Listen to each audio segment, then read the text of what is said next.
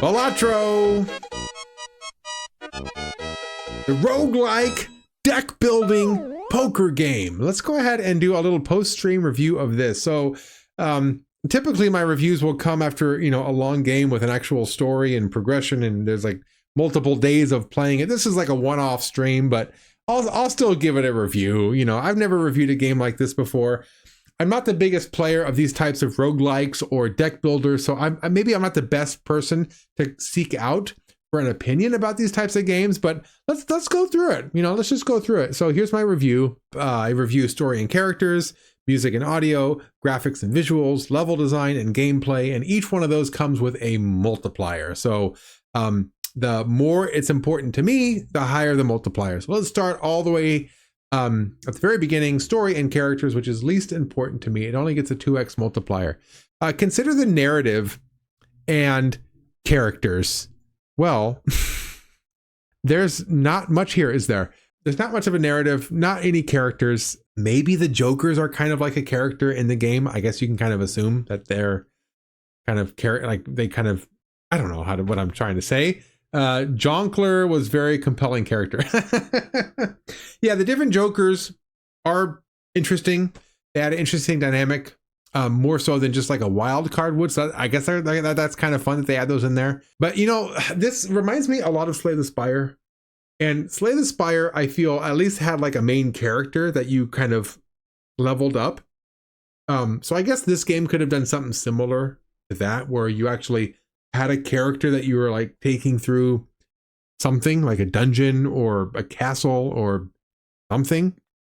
And it's not, you just play a bunch of hands until you fight the whatever it is. So, story and character, no, there's not much going on here. Maybe the Jokers are kind of fun. So, a 0 would be no character, right? Nothing. I guess I can give it like a 1.5. Is there more to it that I'm not seeing? I don't know. I'm gonna go with that. I'm gonna go with 1.5 until I hear otherwise from you guys. These scores aren't written in stone. When I push enter and it comes up there, if you guys want to offer anything other, I'm willing to go for it. But for now, I think it's a 1.5. Music and audio. I think when I first started streaming the game, I think it was you, Tainted, that said like, oh wow, the music's kind of relaxing. Yeah, I agree. The music's nice. It is just one song. Just plays kind of over and over and over again. That would be nice if they had like more songs. Does the music change when you get to the final ante? Or when you get to the, how each one has like a small, large, and then the boss battle? Does that change music at all? I don't remember hearing if it changed music. I don't think it does. If it doesn't change music, if it's just the same song for every single time through, that's kind of lame. Even if it's a good song, playing over and over again is not very nice.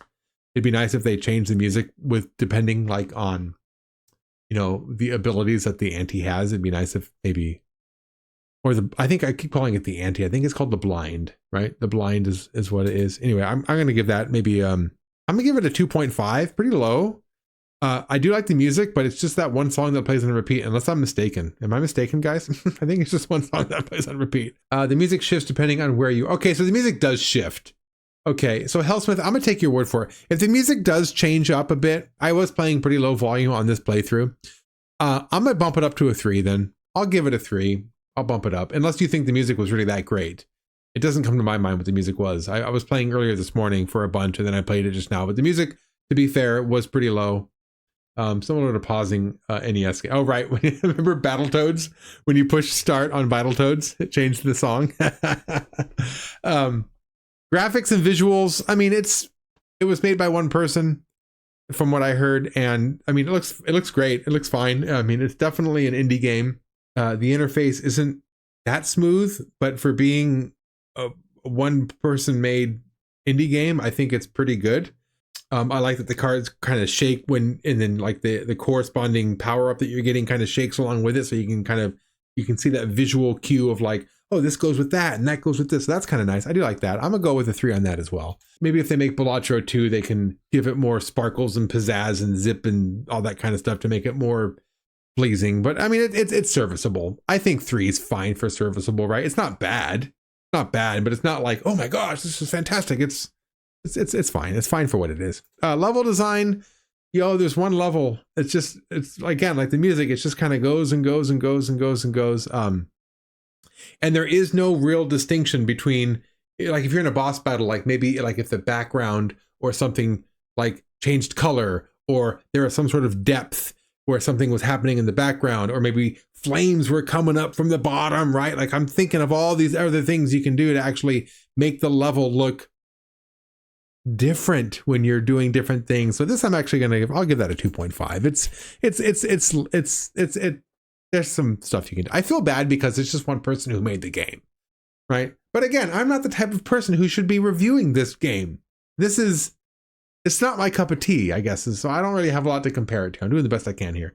Gameplay, I've been playing it all day long. I would keep playing it if I didn't have to go to work tomorrow. I would have played another round. So it's definitely a lot of fun, very addictive, getting the level ups, getting your synergies all together. That's a lot of fun. So I'm gonna go with a 4.5 on that. I definitely think there's some room for improvement, although I'm having a hard time thinking about what that might be. I do remember on Slay the Spire, it was a lot of fun to see how the different kind of cards came together. Maybe if instead of just giving the cards just the plain upgrades, maybe if you gave them like a sword or a weapon or something where they did additional damage in kind of like a fun RPG type way, I think that might be a little more fun. But for what it is, it's fun in and of itself. It's fine. I definitely think there's some room for improvement there. So I'm gonna go 4.5. 4.5. It kept me playing all day long. I'm probably gonna play this tomorrow when I get home from work. So I can't knock the gameplay that much, but there's definitely room for improvement. So I'm gonna go 4.5 on that. Final score. Final score is a D. Yo, I need some help, you guys. What am I missing here? What deserves a little more points that I'm not being very fair on? This game's better than a D. Come on. What did I miss here? What did I miss here? I'm having a hard time giving it more points for story and characters. Music and audio, down the middle. Graphics and visuals. Is that where I'm being too mean? Graphics and visuals. Is it pretty good for a one-person made game? Is that what I'm missing out on? Level design. I don't know. You guys. It's weird. If you just ask me what I think of this game, I would think like, oh, it's probably like, C+, B-, like somewhere in that neighborhood. Fun enough to keep playing it, but kind of like if the wrong people walked into the room, it might be embarrassing playing it. Like, what are you doing? What is this game? It might be hard to explain to somebody. I don't know. I'm gonna go for it. I think that's tainted. That's a good point. My weights might be wrong for this game. Yeah, because I do have a heavy weight for level design and even kind of mid weights for graphics. And this game just doesn't, this game's not, it's not a very powerful game. It's not, it's not made for this. The levels do change in the background. Also, the audio design is pretty solid.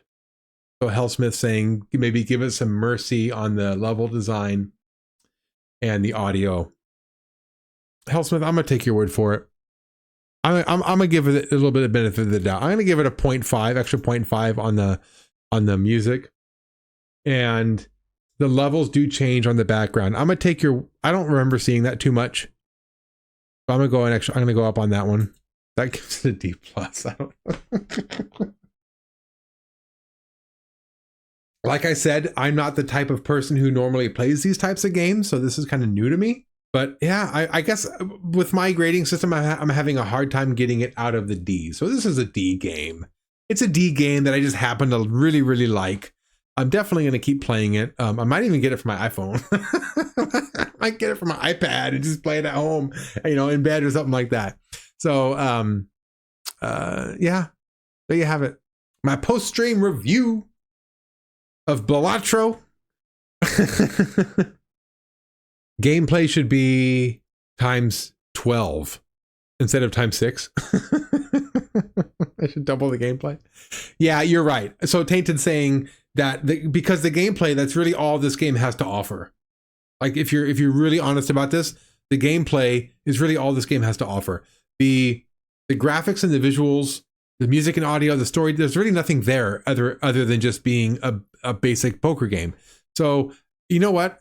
There are a lot of flaws in this game that I see, despite it having such solid gameplay. So even though this is a D game, this is one of those games that I'm looking forward to the sequel, because when this guy who made this game, when he gets a little bit more money in his pocket and he's able to double down on some of the stuff that works, and I know he knows what works in this game. This game is I'm looking forward to the sequel. I guess that's what I guess is the point that I'm coming to, is Balatro 2 is going to kick some ass, and I'm ready to play it. So it's a D game, but by no means is this a D game. So with that, I'll see y'all next week. I'll see y'all next week. Have a good week. I'll see you next Saturday. Normally I'm streaming Saturdays, but today was a little bit unplanned. So it was a Sunday stream, but I'll see y'all next week. Oh, excuse me. I'll see y'all next week, Saturday. All right, take care.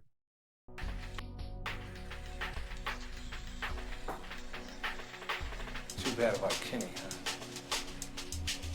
Life in the big city.